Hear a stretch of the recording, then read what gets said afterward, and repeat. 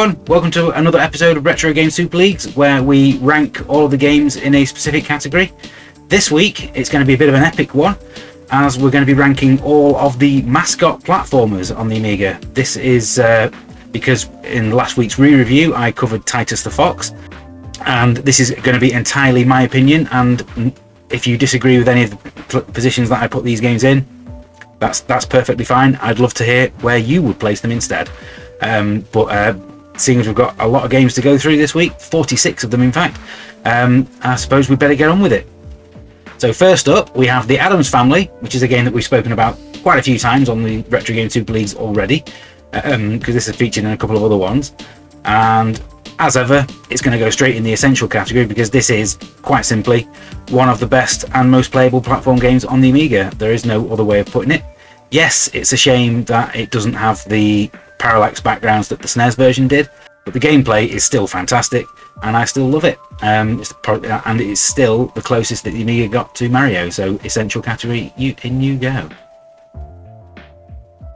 Next we have Alfred Chicken, which came out in 1993. This was developed by Twilight, and it's arguably the best game that they ever made. It's got bags of charm in the presentation. It's let down slightly by the level design being a little bit basic, but that doesn't detract from the fun that you could have. The way that you have to pull down on the joystick to attack the enemies can get a little bit annoying at times when it doesn't work, and I lost far too many lives simply because the game didn't recognise that I'd pressed down on the joystick. So I'm going to put this one straight in the good category, as I don't believe it deserves to go any higher. Next we have Baby Joe in Going Home. This was released in 1991, came from the French publisher Logiciel, and I suppose, if I'm being kind, it can be amusing at times, and it's full of lots of nice little comic touches, but it's all spoilt by the jerky movement of everything. The scrolling is horribly jerky, the movement of the characters is horribly jerky.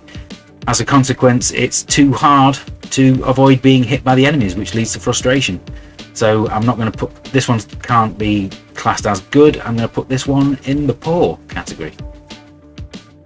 For the next game we have BC Kid, based on the PC Engine titled PC Kid, and this was converted by Factor 5, the same people who converted the Amiga version of R-Type.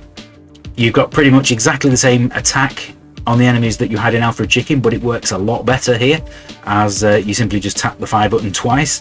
Factor 5 did an excellent job bringing this over from the PC Engine. It's almost exactly the same as the original, and it also supports 2-button joysticks, which is a win, as it means that you don't have to push up on the joystick if you don't have to, and that makes it much more enjoyable to play than it should be. It's a cracking little arcade game, to be honest. I'm going to put this one in the recommended section. Next up we have Beavers, which came out in 1993, developed by Arc Developments, who actually made R-Type 2 for the Amiga, and this is nowhere near as good as that. It's basically like those levels in Mario where it scrolls constantly, but it all moves way too fast here, and you can't really get a grip on anything. The graphics are nice and clear, I suppose, even if they are a little bit basic. It's got an excellent intro, but the controls are way too unresponsive, and it requires far too many pixel perfect jumps. To compound how frustrating it all is, you can never really tell what you can jump on and what you can't. So I'm going to put this one in the rubbish category. Next we have the Blues Brothers, which came out in 1991 from Titus Software, and this is a more than above average movie license. Most games based on movies were, as we know, quite poor. I would have ranked it higher at the time that it had released than I would now, because it hasn't aged particularly well, and that's basically because the gameplay, as good as it is, can be annoying at times, but when it does work, it is fun. The levels aren't too big, so you'll never actually get lost and you won't get bored. I'm going to stick this one below BC Kid in the recommended section. Next up we have Brian the Lion, which came out in 1994. Developed by Reflections and published by Psygnosis, and just like the Shadow of the Beast series that they also collaborated on, this is nothing more than a graphical showcase with in search of some gameplay. It's got full of fantastic little technical details like sprite scaling, rotation and parallax scrolling, and so it looks great, but the gameplay is incredibly annoying as you're constantly doing blind jumps in the hope that you're going to land on something safe. And some of the traps trigger at random. Essentially, it feels like a lazy attempt to cash in on the platform game boom that was happening at the time. So I'm going to put this one in the poor category, and I think it's slightly better than Baby Joe, so I'll put it above that one. Next we have Chubby Gristle, which came out in 1988, developed by Tech Software, and this is an ugly game in more ways than one. It's a direct conversion from the 8-bit game of the same name. All the developers did was add a little bit more colour to the graphics, and that was it. Why they bothered bringing it to the Amiga is anyone's guess, as it wasn't really that good to begin with. The only plus point is that at least it uses the fire button to jump instead of pushing up on the joystick, but any good side that brings to it is undone by how unresponsive the controls are. This one's going straight in the rubbish category, and I'm going to put it below Beavers. Next up we have Chuck Rock, which is the first game on this list that we're going to come to that's developed by Core Design. You're going to be hearing their name quite a lot. This has got some fantastic presentation. I absolutely love the implementation of the music on the title screen. It always makes me smile. Bit of a downside that when you're playing the game you have to choose between music or sound effects, which is never good. If you choose music, then you will miss out on much of the humour that you get from the sound effects, because the sound is excellent. I found it annoying that you have to go back to the start when you die, but none of that stops me from having fun when I'm playing it. And I'm going to put this one in the recommended category, and I'm probably going to put this one just above the Blues Brothers. Next up we have a game that came out 2 years later. This is Chuck Rock 2 Son of Chuck, and this is Core Design once again. And this is even better looking than the first, with lots of great little touches and technical advances, and it leads to some great boss fights that you'll come up against at every few levels. The change of hero makes it play slightly different to the first one, which is always a good thing, as you're now playing as Chuck's son rather than Chuck himself. And the way that you attack enemies with your wooden club and also use it to stand on, lots of nice little gameplay advantages to it. This is definitely better than the first Chuck Rock, but only just. So I'm going to put it above that one in the recommended category. Now we come to two games in the CJ series from Codemasters. Let's do them in the order that they came out, shall we? So let's start with CJ's Elephant Antics. Both games were developed by Genesis Software. This one came out in 1991. And if it looks and feels like an 8-bit game, that's probably because it is. It's got some incredibly basic level design and characters, but you can't deny that the central character is quite cute and appealing to play as. They usually try to excuse being this simple by saying that it's aimed at kids, but that's not really an excuse. It's only got 4 levels to it, and they won't take long to complete, so you'll probably have a little bit of fun while you're doing it, but no more so than that. So I'm going to put this one in the poor category, and I'm going to put it once again above Baby Joe.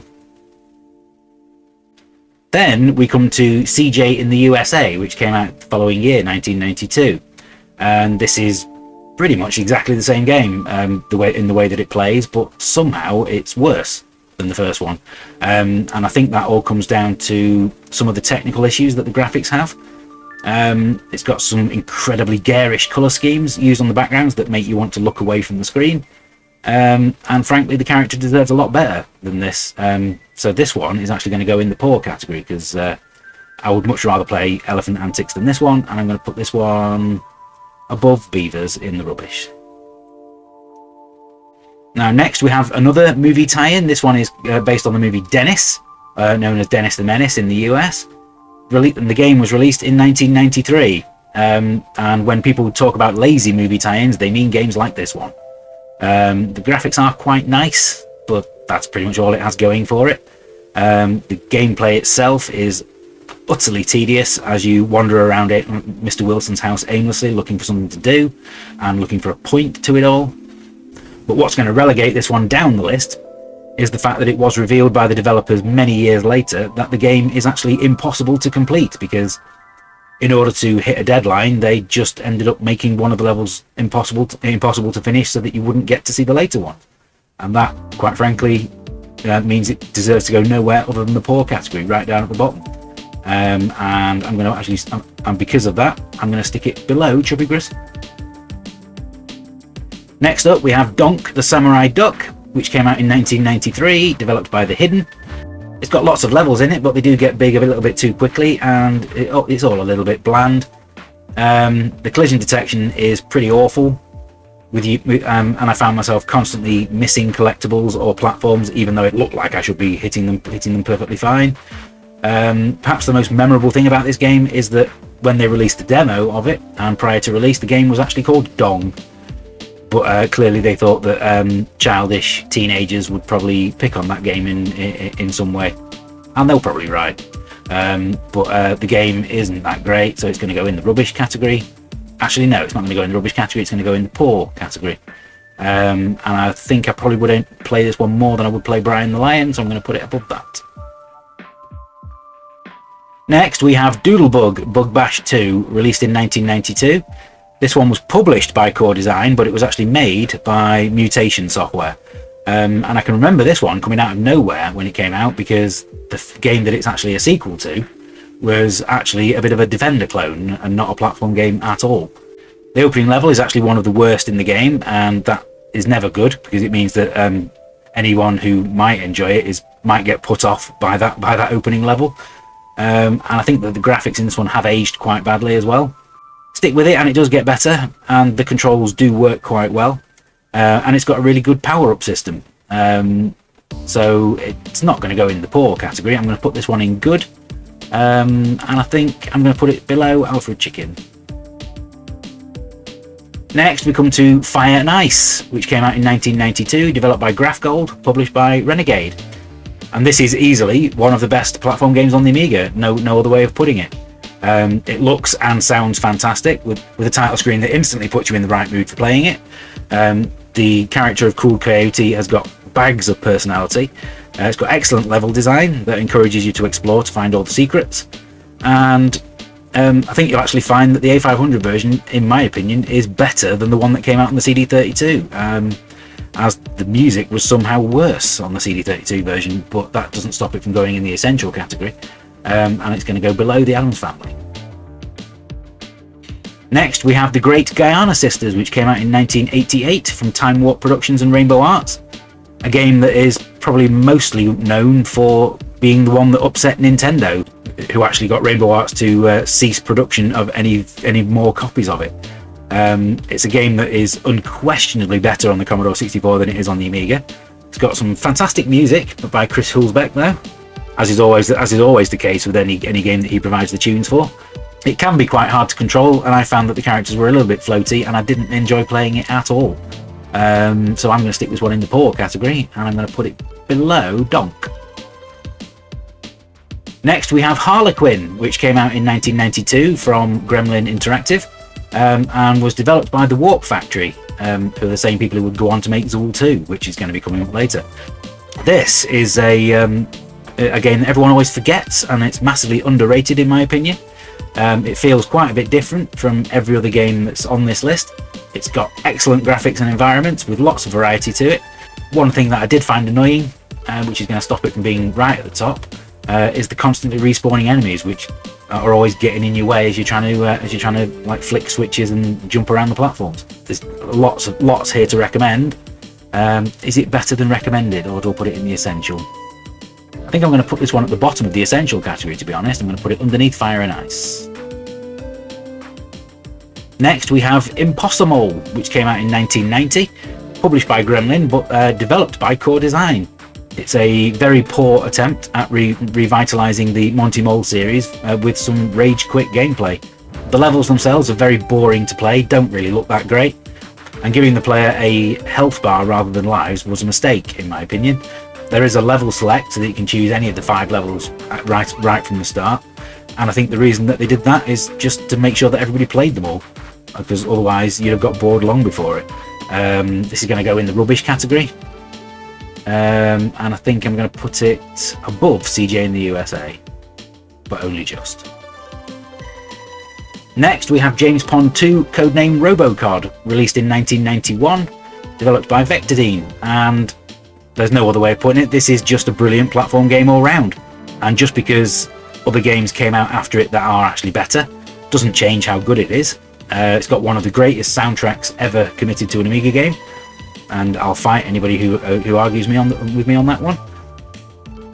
Some of the actual game design hasn't aged that well, as there are a few too many blind jumps for my liking. But other than that, it's definitely one that I would stick in the essential category as well. But because of how badly it's aged, it's going to go below Harlequin. Next we have James Pond 3 Operation Starfish, which came out in 1994. And this was a blatant attempt to try and make something a little bit more console friendly with the character. And by doing so, they actually made a game that was quite considerably worse, in my opinion. It loses all of the charm and humour that made the previous games so great. I mean, running around in Defying Gravity is quite good fun, but for me, it falls foul of the whole getting hurt by things that you couldn't avoid syndrome that a lot of games like this also suffered from. So there's nowhere I can put this one other than the good categories, to be honest. I wouldn't even recommend it, but I would say it was better than Alfred Chicken, so it's going to go above that one. Next we have Kid Chaos, which came out in 1994, developed by Magnetic Fields and published by Ocean. This is a very good looking game that moves very fast and smooth, and it's probably the closest that the Amiga ever got to having proper Sonic style level design. But I think the gameplay is unique enough to stand out on its own, but having to smash a certain amount of the scenery before the exit opens is both novel and fun. Although the fun does begin to wear off a little bit after a while, as it does get a little bit repetitive. But it's definitely one that I would recommend you play, but I'm going to put it between the two Chuck Rock games, so below Chuck Rock 2 and above Chuck Rock 1. Next we have The Lion King, which came to the Amiga in 1995, and let's not beat about the bush here, this has got some absolutely fantastic presentation. It's probably the best looking game on this entire list. It's got some fantastic animation, smooth scrolling, and excellent music as well. It's got a good choice of control methods. You can either have the fire button to jump or pushing up to jump. It's entirely up to you which one you pick. The downside is that it's clearly nowhere near as good as the Mega Drive or SNES versions, as a number of the levels are actually missing from this version.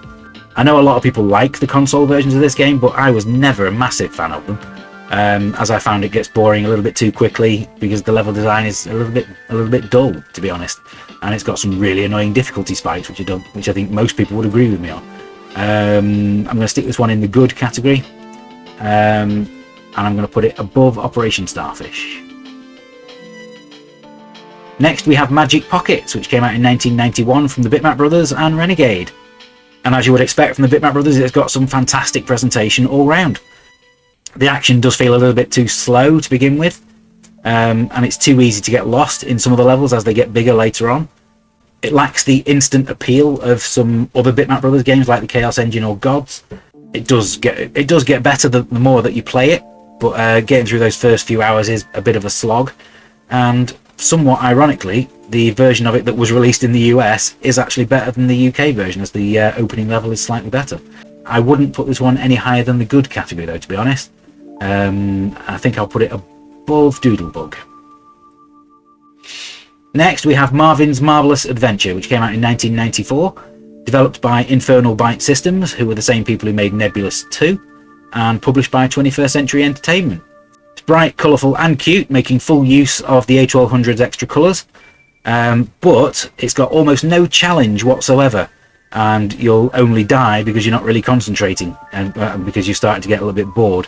It steals ideas left, right and centre from almost every good game that you can think of, but even then the levels still lack variety. So yes, it's nice to look at, but that's pretty much all it's got going for it. I'm going to put this one in the good category, and I'm going to put it below Magic Pockets.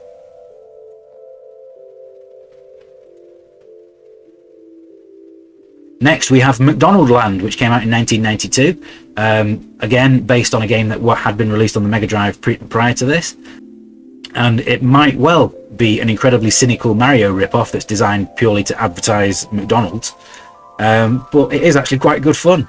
The character movement isn't that responsive though, and you'll slip and slide around on the levels a little bit too much. Although you might get excited at the prospect of a two-player mode on the title screen, it's a little bit disappointing that you take it in turns, doing one level at a time. I'm actually going to put this one in the good category because I did quite enjoy playing it, but I can't put it above Doodle Bug though, so I'm going to put it below that one. Next we have Mr. Nutz, which came out in 1994, developed by Neon, who have actually changed their name these days to Mr. Nutz Studio, so that tells you the impact this game had on them. If you were to look up what a generic platformer is, then you'll find a picture of Mr. Nutz, as there's very little about this game to make it stand out from anything else. You'll spend far too much time wandering around the map screen between levels when you want to be playing the platforming sections. It doesn't have any original ideas of its own, and it gets boring very quickly. And although it moves very fast, you will have trouble seeing anything at all. For me, this one goes in the poor category, and I'm going to put it above Giana Sisters but below Donk. Next game we have is Oscar, which came out in 1993 from Flare Software, and I do really like the concept of this one, being a movie fan myself. The fact that you have lots of different levels based on different types of movies, and that the central character changes his costume accordingly, I really like that, and there's lots of little references for movie fans to look for and find. Ultimately though, what stops it from being a lot of fun is the fact that the levels are way too busy in terms of the amount of enemies and stuff going on screen, and it's impossible to see anything properly. Actually better to play it on the A500 than it is on the A1200, as it actually doesn't have the backgrounds as well, and that's actually an advantage in this instance. But I can't put it any higher than the poor category, and I'm going to put it above Donk, as it's better than everything else that's in there. Next up we have Pac-Land, which was released in 1989, developed by Mr. Micro. I loved this game in the arcade, but all of the home versions that I've played felt like the people that made them had never actually played the arcade version. There's loads of missing features from the original, and the movement of the character is just way too jerky. Doesn't even manage to look as good as the arcade version, which the Amiga should easily have been able to manage. But at least the music is there. That's probably the only plus that it has. This is going to go straight in the rubbish category, and I'm going to put it above Beavers and below CJ in the USA. Next up we have a game called Pinky, which came out in 1995 from Data Design Systems. It's nice looking with some amusing little animated touches throughout, but it's not really enough to make it worth playing, as it's all a bit lifeless. The levels are huge and empty, making them incredibly boring to explore, and the game offers you no guidance in what you're supposed to be doing or where you're supposed to be going. So I got bored of this one incredibly quickly. This one's going to go in the poor category, and I think I'll put this one below Brian the Lion.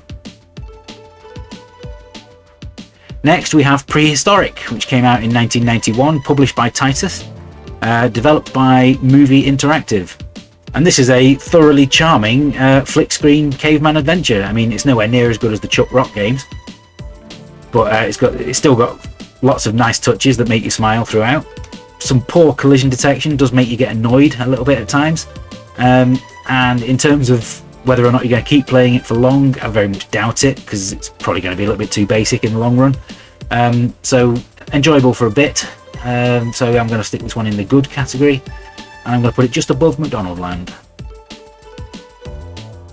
Next up we have Quick the Thunder Rabbit, which came out in 1994 from Titus, and this was actually a game where they ran a competition in one of the magazines for one of the readers to come up with a name for the game, and that's the one they came up with. It's a well-made but unspectacular platformer, which does have some nice graphics, admittedly. The central character though lacks any personality to make him stand out from the crowd. It's fairly enjoyable to play though, as there are lots of routes through the levels and some fun bonus stages, so it's not terrible. I'm going to put this one in the good category as well, and I think I'll probably put this one above Doodle Bug.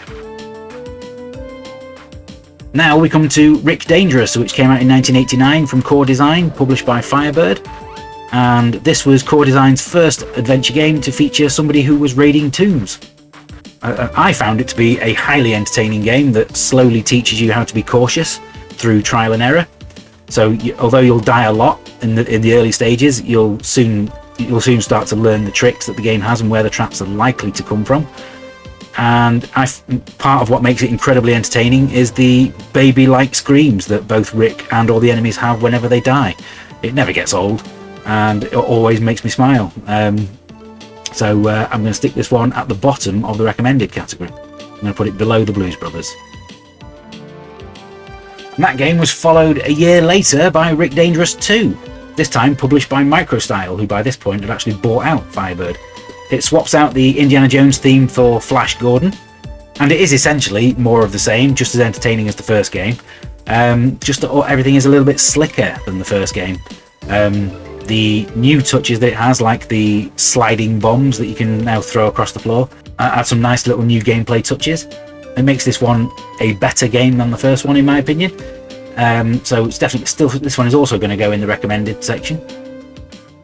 But I'm going to put this one above Chuck Rock 1 and below Kid Chaos.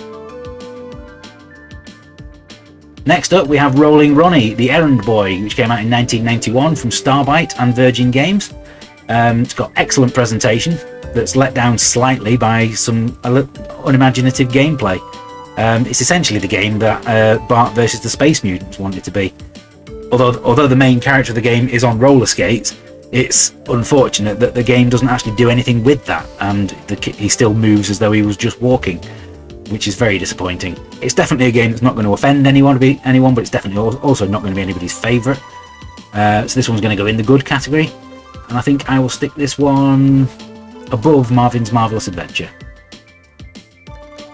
Next up, we have Santa's Xmas Caper, which came out in 1992 from Zeppelin Games.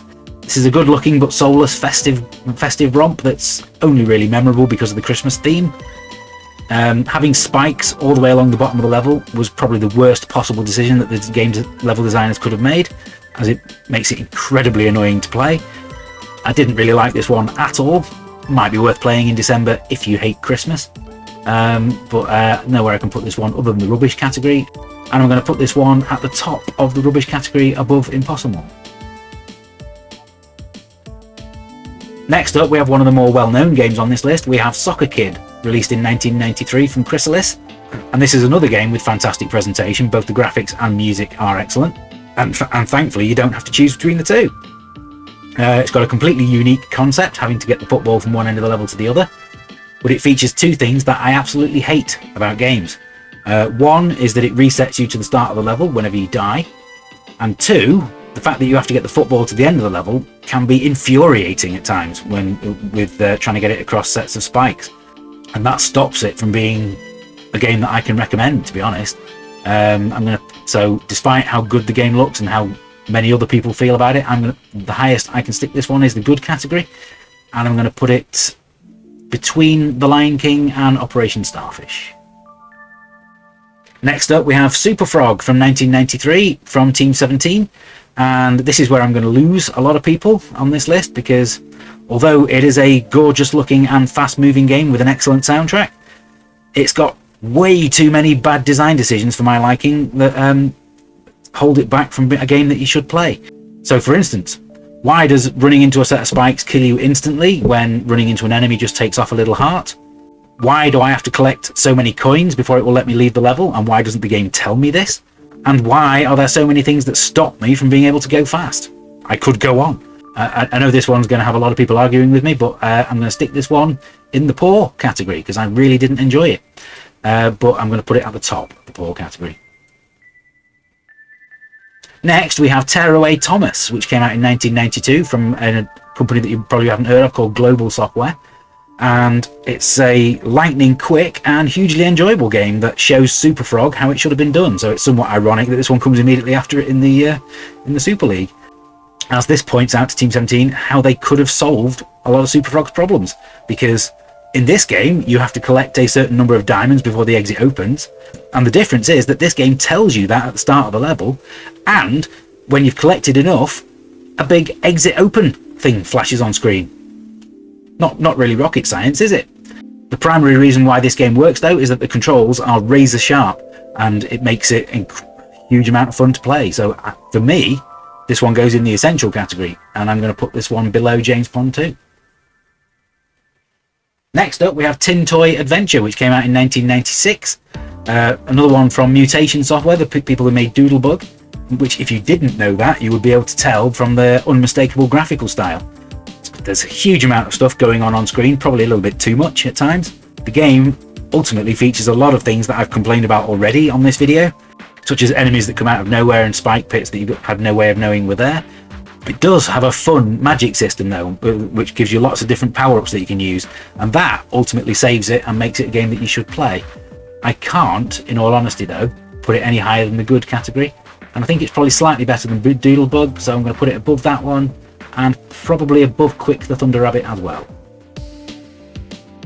Next up we come to Titus the Fox, which is the reason that we're here doing this list today, as this was the game that I covered on last week's re-review.